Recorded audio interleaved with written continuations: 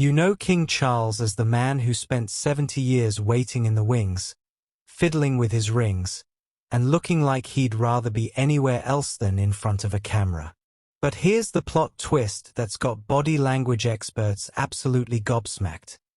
The man who ascended the throne in September 2022 is practically a different person. And no, I'm not talking about the crown going to his head. Quite the opposite, actually. Welcome back to Royal Cookies, where we serve up the juiciest royal gossip with a side of heart-wrenching humanity. Please remember to subscribe and click on the notifications bell icon, so you will be notified whenever we upload new cookies about the British royal family. What's happening to Charles is so dramatic that experts are calling it the most significant royal transformation since ever.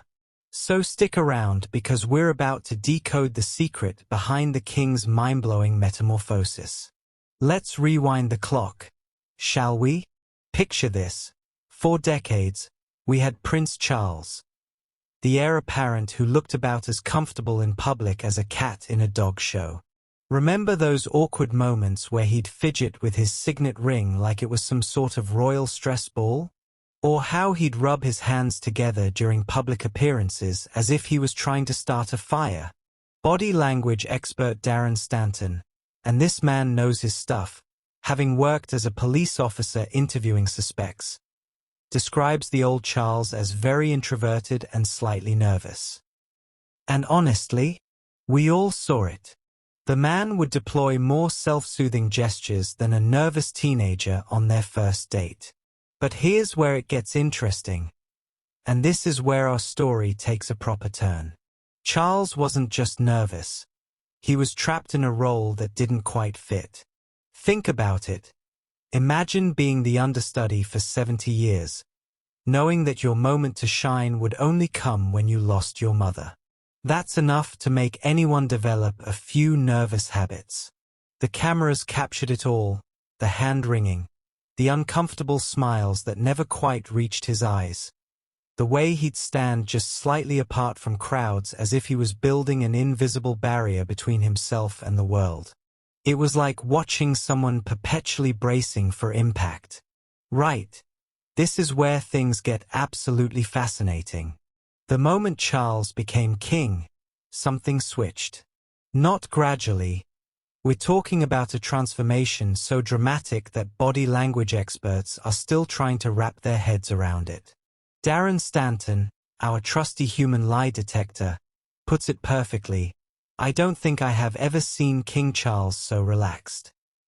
And coming from a man who spent years studying human behavior and catching liars red-handed, that's saying something. Gone are the days of the fidgeting prince. King Charles now moves with the fluid grace of someone who's finally found their footing. His body language screams confidence. Shoulders back, head held high, movements that flow rather than jerk. Here's something that'll blow your mind. Charles' smiles now engage his entire face. We're talking genuine, full-beam grins that would make a Cheshire cat jealous. The expert notes that his entire face is engaged when he smiles, and that's not something you can fake, folks. Remember those self-soothing hand movements that were practically Charles' signature? They've vanished, disappeared, gone like yesterday's newspaper. The man who once couldn't stop fiddling with his rings now stands with open, receptive body language. It's like watching Clark Kent become Superman. Except instead of a phone booth, the transformation happened in a throne room. But hold on. There's more to this story than meets the eye. Because this isn't just about becoming king. There's a deeper psychological shift happening here that explains why this transformation is so profound. Think about this. Charles spent 7 decades, in professional limbo. He was the heir apparent, which sounds fancy until you realize it basically means professional waiter. He couldn't fully be himself because he was always Prince Charles, not King Charles. He was living in a state of perpetual almost but not quite.